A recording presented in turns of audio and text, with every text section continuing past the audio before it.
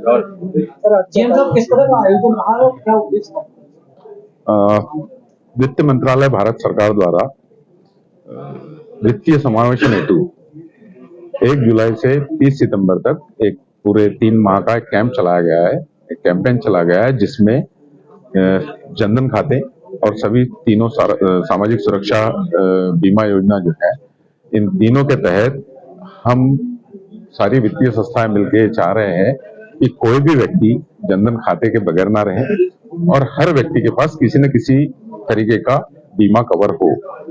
जो सस्ता बीमा भारत सरकार द्वारा इन तीनों योजना के माध्यम से लागू किया गया है, उसके तहत हम चाहते हैं कि हर व्यक्ति, चाहे वो एसबीवाई के तहत, चाहे जेबीवाई के तहत, चाहे पेंशन के लिए एपीवाई के तहत अपने आप को एनरोल करे, अपने आप को नामांकित करे वो, ताकि भविष्य में होने वाली किसी दुर्घटना से या वृद्धावस्था में जब वो काम करने की स्थिति में नहीं रहेगा, तब उसके लिए पेंशन की व्यवस्था हो।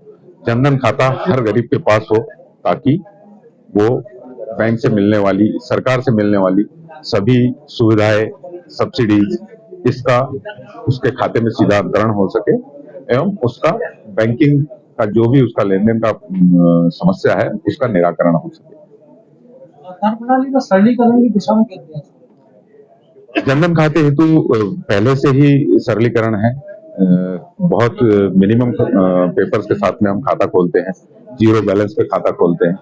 नॉर्मल बैंकिंग आप स्कीम के अलग अगर नॉर्मल बैंकिंग की बात कर रहे हैं तो आजकल मैक्सिमम चीजें हम इलेक्ट्रॉनिक मोड पे ले गए हैं, लगभग सारे बैंक और पंजाब सिंध बैंक भी। अब आपको पहले ये होता था कि आपको मान लीजिए हाउस लोन लेना है, मकान के लिए ऋण लेना है, गाड़ी के लिए ऋण लेना है, एजुकेशन लोन लेना है या किसी भी तरीके का कोई लोन लेना है, तो आपको पेपर्स लेके बैंक में जाना पड़ता था, फिर बार बार चक्कर लगाने पड़ते थे।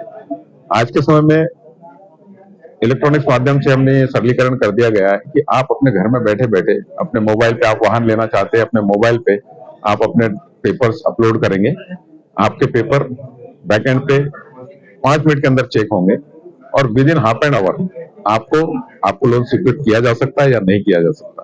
वो एनालाइज करके अगर स्वीकृत किया जाता है तो आपको आपकी वो प्रोविजनल सैंक्शन आपके खाते, आपके मोबाइल पे आधे घंटे के अंदर आपको वापस मिल जाएगी।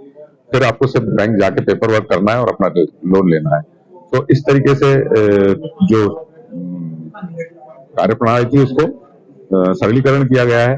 अभी तक हम आवास हेतु, कार हेतु हमने शुरू किया है। 25 लाख के एमएसएमई भी शुरू किया है, ये जल्दी हम 1 करोड़ तक ले जाएंगे। तो एमएसएमई वाला है, हम उसके भी पायलटिंग कर रहे हैं, एक छोटे जगह में हम उसको पायलटिंग कर रहे हैं। बहुत जल्दी ऑल इंडिया बेसिस पे 1 करोड़ तक के एमएसएमई लोन, जो उद्योग के लिए लोन चाहिए, वो भी सरलीकृत तरीके से आप अपने पेपर्स अपलोड करेंगे और आधे घंटे में आपको सैंक्शन मिलेगी। बचा हुआ पेपर पर जो आपको डॉक्यूमेंटेशन करना है वो पार्ट जाके बैंक में करेंगे और आपको लोन उपलब्ध हो जाएगा। इतने होने के बाद भी अभी एलडीएम करने का कि रेशियो थोड़ा सा कम है, क्या मानते हैं कि एनपीए का प्रेशर ज्यादा है? जो सीडी रेशियो हमारे ब्रांच का कम है, जो एलडीएम सर ने कहा है अभी, उसके लिए 2 कारण हो सकते हैं। एक बड़ा कारण ये हो सकता है कि डिपॉजिट्स में कई बार डिपॉजिट बल्क में आ जाता है संस्थाओं का। वो मान लीजिए 200 करोड़ 500 करोड़ डिपॉजिट ले लिया, तो लोन ग्रोथ उस तरीके से नहीं होती। तो इस तरीके का कोई प्रोपोर्शन अगर होगा कि कोई बड़ा डिपॉजिट बैंक में पड़ा होगा, तो उस वजह से 22% हो सकती है।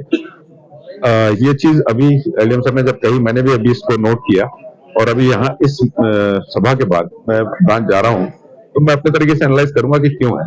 क्योंकि सीडी रेशियो अगर 22% है तो वाकई में कम है, हमें अपने लिए भी उस चिंता का विषय होगा और इस रीजन में हमारी ब्रांचें अभी कम है। तो अभी मैंने जैसे कहा है कि इस साल में हम लगभग 10 ब्रांचें इस क्षेत्र में और खोलेंगे, तो उससे जिले में भी 1-2 ब्रांचें और खुलेगी। तो जब ब्रांच का नंबर बढ़ जाते हैं ना, तो फिर सीडी रेशियो थोड़ा ठीक हो जाता है।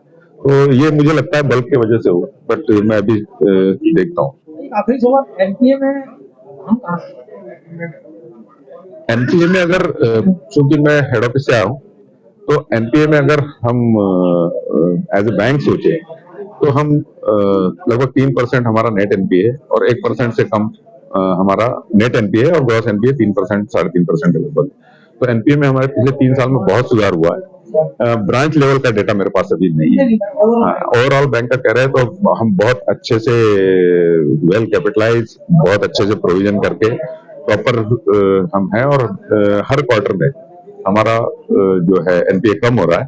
पिछले क्वार्टर से भी हमने लगभग 7 बेसिस पॉइंट इस क्वार्टर में कम किया है, और आने वाले क्वार्टर में और भी कम होता जाए।